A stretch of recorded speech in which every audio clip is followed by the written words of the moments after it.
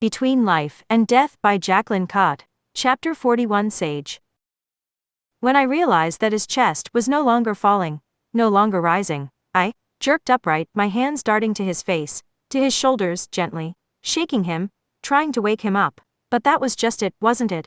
Caleb wasn't sleeping. My world cleaved, my glass heart struck by a mallet, shattering it into 1,000 tiny pieces. I tipped my head to the starlit sky, cursing it for twinkling on a night such as this, and I let out a guttural roar. Appearing out of nowhere, a raven swooped, talons stretched out as it landed gracefully on the ground. I watched it bobbing as it side-hopped towards me cautiously. I blinked, trying to clear away the film on my eyes, created by my tears. It might have been my blurry vision, but it almost seemed like a faint glow illuminated the silhouette of the beautiful bird.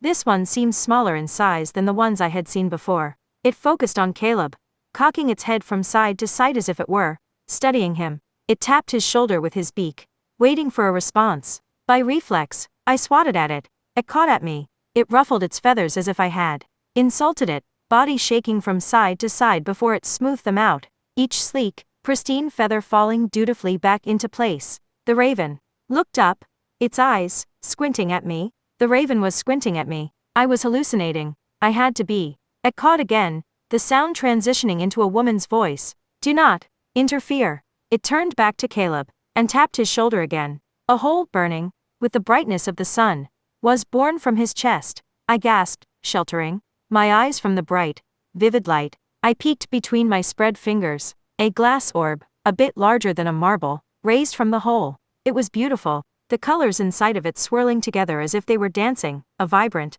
yellow and a deep, rich brown, the colors of the sun, of tree bark and sunflowers, the very colors I would choose to explain Caleb's personality. As the hole in his chest closed, the glass orb spun slowly, moving towards me. I cupped my hands beneath it. I did not dare to touch it, did not dare to taint this crisp, beautiful thing with my dirty hands. I could feel it reach out to me, feel a comforting weight fall on my shoulders, as if a blanket had been placed on them, just as Caleb would do. "You must say goodbye now," the raven said, her voice soft, kind. "The longer we stay in this realm, the harder it will make it for him in the next. Will you take care of him?" If I could ensure he would have someone, anyone, that he wouldn't be alone, then I wanted that for him. "Yes," the raven answered after giving it some thought. I could tell she meant it, but still, "I don't think I can say goodbye," I said, wiping at my tears. "Then don't," she suggested, as if it were that simple. "Will I see him again?"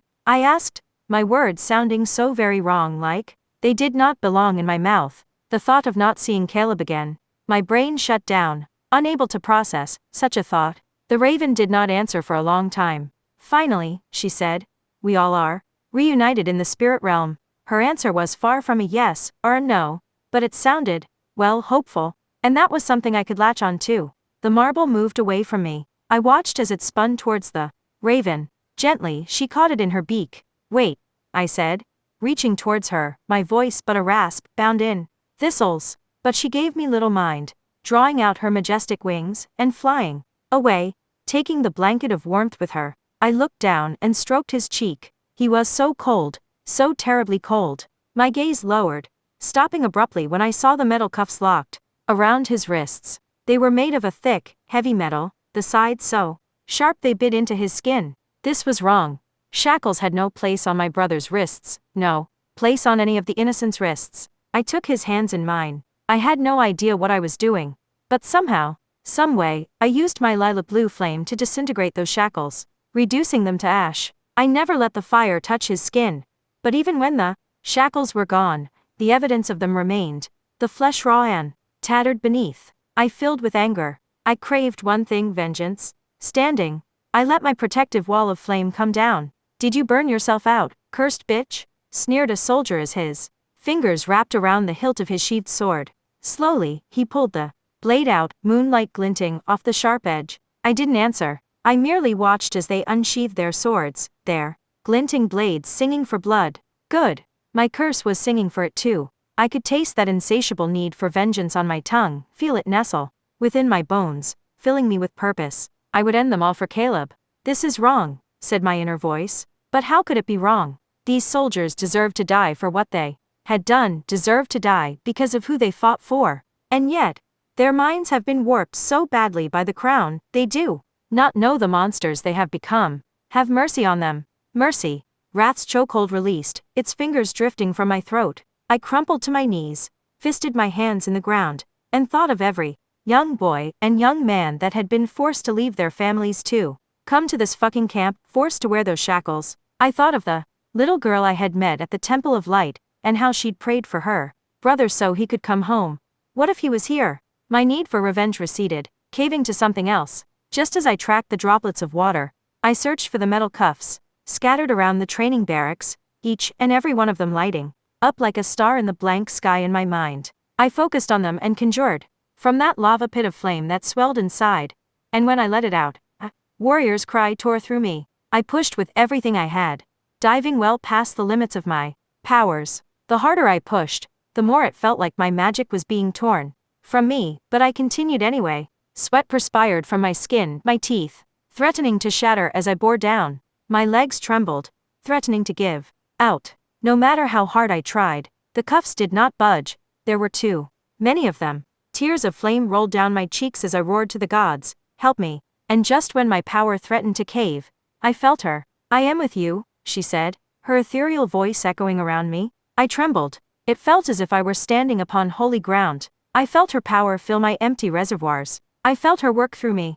And when those shackles slipped from existence, when I heard the cries of victory, I fell to my knees, my mortal flesh humbled, overcome. My shoulders shook, and I wept. The king's soldiers closed in, but I had no fight in me left. And so I took Caleb's hand in mine, and waited for my fate to come. The light from the moon clouded over, and the world was cloaked in darkness. A star fell from the sky, landing in front of me, the ground cracking beneath his feet. A blast of unsurmountable wind slammed into the soldiers, sending the front row crashing into the others. Yet when it touched me, it caressed my skin, softly, affectionately, lovingly. The scent of amber and leather tinged the air, and that was when I realized the creature of the night was Vaughn. I am sorry, Sage. It never should have come to this, he said, his voice thick with an emotion I could not place. I stared up at him, his back facing me. His long black hair whipped angrily in the wind. I wondered if the wrath I felt had passed on to him. The soldiers scrambled back on their feet, a battle cry emitting from their lips as they charged at us. A tidal wave of wind pulsed from Vaughn, and it didn't just knock them back this time. It scattered them like they were leaves, before they had a chance to crawl to their swords, to stand on their feet. Another wave hurtled at them. This one was stronger than the last, and when it hit them, it crumpled their armor. And I thought, no, I knew. I heard the sickening crunch as it broke their bones, saw the spray of blood as it misted the air. Now I understood why he had been given the name Blood King. The power he emitted was extraordinary, ancient and brutal and unparalleled, and not of this world. This was no mere curse. This was the power of the gods. I knew because I had just felt it. The only difference was that Vaughn didn't need a god to grant him such immense power. It belonged to him. We have to get out of here, a voice said, but I couldn't look away from him, this dark creature of the night. Hands fell on my shoulders, gently shaking me. The soldiers scrambled away, a few of them helping their broken brethren up, but most of them just ran. Harper's face fell in front of mine. I blinked and suddenly, I was released from my spellbound state. Caleb, I choked, glancing down at him, my hands still holding his. Gods, they were cold. Harper cupped my cheeks tenderly, her face solemn, her sadness for me ringing in my ears. I know. I am so sorry, Sage. She paused. We have to get out of here. Her hands drifted to my arms. Gently, she rubbed them. Riker is going to take Caleb's body now. Okay? Caleb's body. Those words repeated in my mind.